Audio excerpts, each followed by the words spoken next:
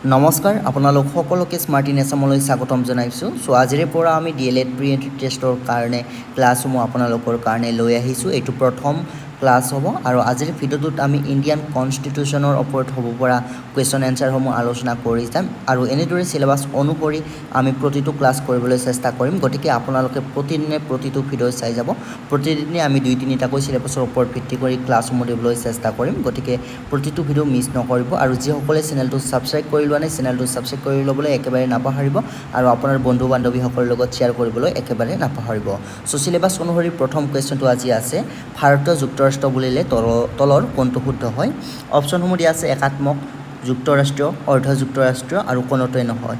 চ' ভাৰতীয় যুক্তৰাষ্ট্ৰ বুলিলে তলৰ কোনটো শুদ্ধ হয়? যিসকলে শুদ্ধ এনচাৰটো জানে কমেণ্ট বক্সত কমেণ্ট কৰি যাব।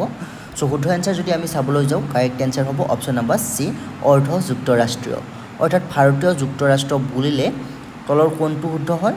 ঊৰ্ধ্ব যুক্তৰাষ্ট্ৰীয় শুদ্ধ হয়। অৰ্থাৎ ভাৰতীয় যুক্তৰাষ্ট্ৰ হৈছে এখন অৰ্ধ যুক্তৰাষ্ট্ৰীয় ৰাষ্ট্ৰ। গতিকে অপশ্যন চি শুদ্ধ এনচাৰ। ঠিক আছে। চ' নেক্সট ভিডিঅ'টোৰ পৰৱৰ্তী অংশলৈ যোৱাৰ আগতে আপোনালোকক এটা ইনফৰ্মেশ্যন জনাব বিচাৰিছোঁ। চ' যোৱা 2021 চনৰ পৰা প্ৰকাশিত আমাৰ এইখন PDF গাইডবুক, যিখন DLED প্ৰি এণ্ট্ৰি টেষ্টৰ কাৰণে প্ৰস্তুত কৰা হৈছে, সম্পূৰ্ণ চিলেবাছ অনুসৰি ভিত্তি কৰি প্ৰস্তুত কৰা হৈছে এইখন PDF গাইডবুক, য'ত আপোনালোকে চিলেবাছ অনুসৰি আটাইকেইটা বিষয়ৰ কুৱেশ্যন এনচাৰ অসমীয়াতে লাভ কৰিব। এইখন গাইডবুকৰ পৰা ইতিমধ্যে হৈ যোৱা 2টা বছৰত 2021 চন আৰু 2022 চনত হৈ যোৱা DLED প্ৰি এণ্ট্ৰি টেষ্টৰ পৰীক্ষাত 70ৰ পৰা 80% কুৱেশ্যন এনচাৰ কমন অহা দেখা গৈছে। গতিকে এই বছৰো আপোনালোকৰ পৰীক্ষাৰ কাৰণে যথেষ্টখিনি গুৰুত্বপূৰ্ণ হ'ব এইখন PDF গাইডবুক, যিখন সম্পূৰ্ণ চিলেবাছ অনুসৰি প্ৰস্তুত কৰা হৈছে।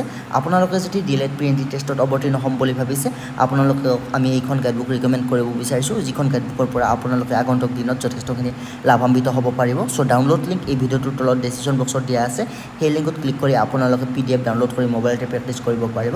চ' এইখিনিতে আপোনালোকক জনাব বিচাৰিছোঁ, আপোনালোকে যদি পে'মেণ্ট কৰাৰ পিছত কিবা কাৰণত আপোনালোকে PDF ফাইলটো ডাউনলোড কৰিব নোৱাৰে, আপোনালোকে নিজৰ মেইল চেক কৰিব, মেইলত আপোনালোকে পাই যাব। তথাপিও যদি আপোনালোকে মেইলতো নাপায় তেতিয়াহ'লে আপোনালোকে আমাক হোৱাটছআপ কৰিব, হোৱাটছআপ নম্বৰ দিয়া আছে এইখিনিয়ে। চ' নেক্সট কুৱেশ্যনটো দিয়া আছে, ভাৰতবৰ্ষই কেতিয়া স্বাধীনতা লাভ কৰে? অপশ্যন 4টা দিয়া আছে। চ' আমি সকলোৱে জানো ভাৰতবৰ্ষ কেতিয়া স্বাধীনতা লাভ কৰিছিল? ভাৰতবৰ্ষই 1947 চনৰ 15 আগষ্ট তাৰিখে স্বাধীনতা লাভ কৰিছিল।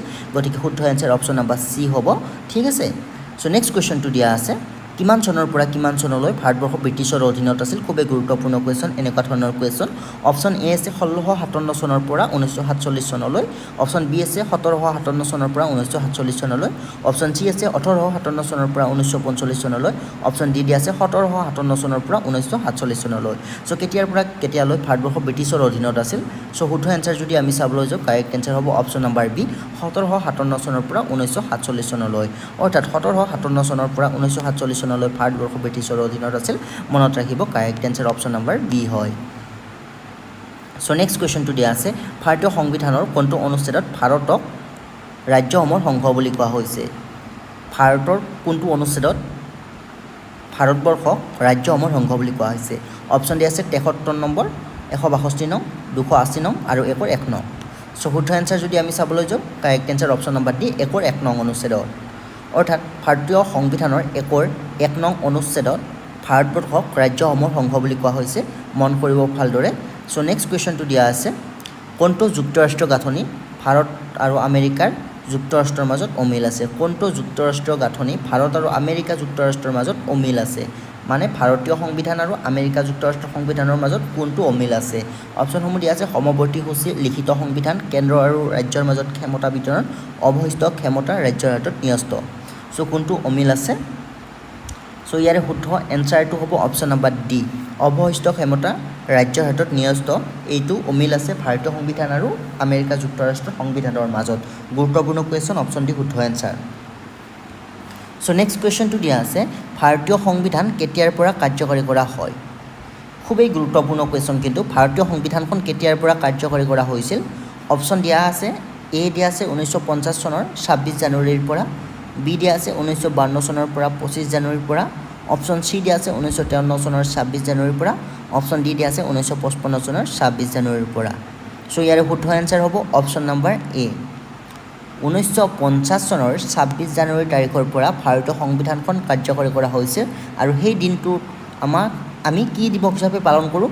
আপোনালোকে কমেণ্ট বক্সত কমেণ্ট কৰক যে 1950 চনৰ 26 জানুৱাৰীৰ পৰা ভাৰতীয় সংবিধানখন কাৰ্যকৰী কৰা হৈছিল আৰু সেই দিনটোলৈ আমি ভাৰতবৰ্ষই এটা দিৱস পালন কৰোঁ সেই কি দিৱস আমি পালন কৰোঁ সেই দিৱসটোৰ নাম আপোনালোকে কমেণ্ট বক্সত কমেণ্ট কৰিব সো নেক্সট কুৱেশ্যনটো দিয়া আছে ভাৰতীয় সংবিধানৰ পিতৃস্বৰূপ ব্যক্তিজন কোন অপশ্যন এ আছে বাবা চাহেব ডক্টৰ ভীমৰাও আম্বেদকাৰ দাদাভাই নৌৰোজী বাল গংগাধৰ তিলক আৰু মহাত্মা গান্ধী ভাৰতীয় সংবিধানৰ পিতৃস্বৰূপ ব্যক্তিজন কোন সো অপশ্যন এ শুদ্ধ এনসাৰ হ'ব বাবা চাহেব ডক্টৰ ভীমৰাও আম্বেদকাৰ হৈছে ভাৰতীয় সংবিধানৰ পিতৃস্বৰূপ ব্যক্তি অৰ্থাৎ ভাৰতীয় সংবিধানৰ পিতৃ বুলি কোৱা হয় ডক্টৰ ভীমৰাও আম্বেদকাৰক মনত ৰাখিব আৰু এনেকুৱা ধৰণৰ কুৱেশ্যন কিন্তু আপোনালোকৰ ডিএলএড প্ৰি এণ্ট্ৰি টেষ্টৰ পৰীক্ষাত আহিবই গতিকে আপোনালোকে প্ৰতিদিনে প্ৰতিটো ভিডিঅ' আপোনালোকে চাব এটা ভিডিঅ' মিছ নকৰিব আপোনালোকে 100% আপোনালোকে পৰীক্ষাত পাছ কৰিব ঠিক আছে সো নেক্সট কুৱেশ্যনটো দিয়া আছে ভাৰতীয় সংবিধানখন হ'ল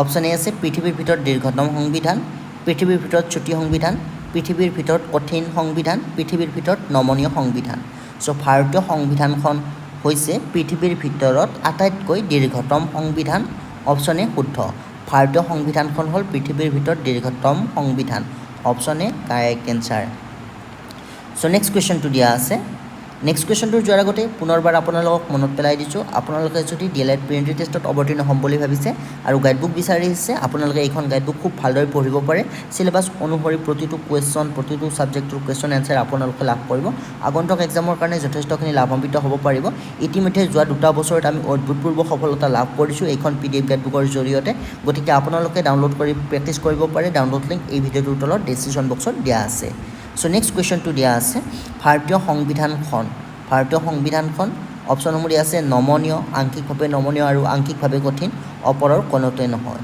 সো ভাৰতীয় সংবিধানখন কেনেকুৱা ভাৰতীয় সংবিধানখন হৈছে আংশিকভাৱে নমনীয় আৰু আংশিকভাৱে কঠিন option B to correct answer ভাৰতীয় সংবিধানখন আংশিকভাৱে নমনীয় আৰু আংশিকভাৱে কঠিন মানে নমনীয় আৰু কঠিন দুটা গুণে ভাৰতীয় সংবিধানখনত আছে সো নেক্সট কুৱেশ্যনটো দিয়া আছে ভাৰতীয় সংবিধান সভা কেতিয়া অনুষ্ঠিত হয় অপশ্যন এ আছে 1940 চনৰ 9 ডিচেম্বৰ বি আছে 1942 চনৰ 9 ডিচেম্বৰ চি আছে 1946 চনৰ 7 ডিচেম্বৰ আৰু অপশ্যন ডি আছে 1946 চনৰ 9 ডিচেম্বৰ সো ভাৰতীয় সংবিধান সভা কেতিয়া অনুষ্ঠিত হৈছিল শুদ্ধ এনসাৰ হ'ব অপশ্যন নম্বৰ ডি 1946 চনৰ 9 ডিচেম্বৰ তাৰিখে ভাৰতীয় সংবিধান সভা অনুষ্ঠিত কৰা হৈছিল অপশ্যন ডি শুদ্ধ এনসাৰ সো নেক্সট কুৱেশ্যনটো দিয়া আছে সংবিধান সভাৰ সদস্যসকল আছিল সংবিধান সভাৰ সদস্যসকল কৰ পৰা লোৱা হৈছিল সো অপশ্যন এ আছে বিভিন্ন ৰাজনৈতিক দলৰ দ্বাৰা মনোনীত আছিল অপশ্যন বি আছে জনসাধাৰণৰ দ্বাৰা পোনপটীয়াকৈ নিৰ্বাচিত আছিল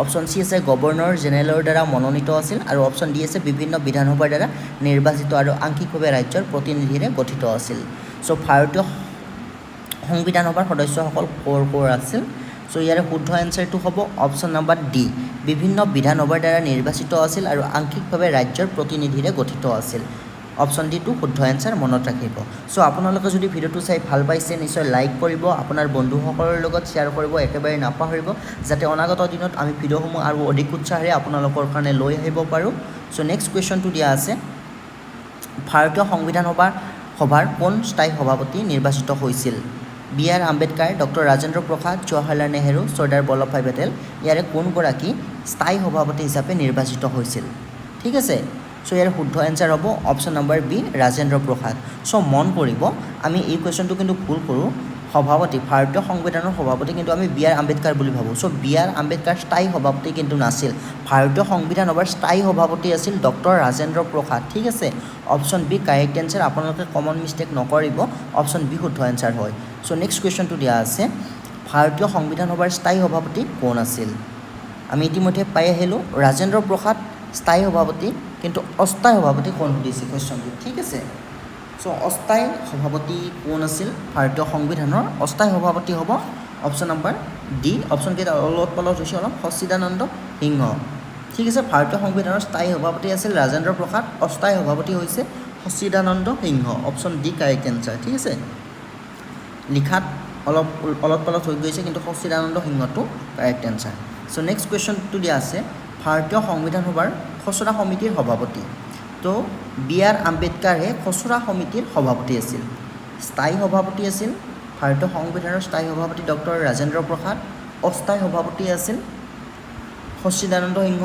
আৰু খচৰা সমিতিৰ সভাপতি আছিল বি.আৰ. আম্বেদকাৰ মনত ৰাখিব অপশ্যন এ শুদ্ধ এনসাৰ অলপ পলট নকৰিব সো নেক্সট কোৱেশ্চনটো দি আছে ভাৰতীয় জাতীয় কংগ্ৰেছে সংবিধান সভাৰ কেতিয়া দাবী কৰিছিল প্ৰথম দাবী ভাৰতীয় জাতীয় কংগ্ৰেছে সংবিধান সভাৰ কেতিয়া কৰিছিল 1914 1924 1934 আৰু 1946 সো ইয়াৰে শুদ্ধ এনসাৰ হ'ব অপশ্যন নম্বৰ সি 1934 চনত ভাৰতীয় জাতীয় কংগ্ৰেছে সংবিধান সভাৰ দাবী কৰিছিল ইম্পৰ্টেণ্ট কুৱেশ্যন ভাৰতীয় জাতীয় কংগ্ৰেছে সংবিধান সভাৰ 1934 চনত দাবী কৰিছিল সো আজিৰ ভিডিঅ'টো আমি এইখিনিতে শেষ কৰিছোঁ আপোনালোক যিসকলে PDF গাইডবুকখন ডাউনলোড কৰি ল'ব ইচ্ছা কৰে ডাউনলোড লিংক এই ভিডিঅ'টোৰ তলত ডিছক্ৰিপশ্যন বক্সত আপোনালোকে এভেইলেবল পাই যাব সেই লিংকত ক্লিক কৰি ডাউনলোড কৰি ল'ব পাৰিব ডাউনলোডত কিবা অসুবিধা হ'লে আপোনালোকে হোৱাটছআপ নম্বৰ দিয়া আছে কণ্টেক্ট কৰিব সো আগলৈ ভিডিঅ'সমূহ পাই থাকিবৰ কাৰণে চেনেলটো নিশ্চয় ছাবস্ক্ৰাইব কৰিব আৰু ভিডিঅ'টো নিশ্চয় লাইক কৰিব আগলৈ যাতে অধিক উৎসাহেৰে ভিডিঅ'সমূহ আমি প্ৰস্তুত কৰিব পাৰোঁ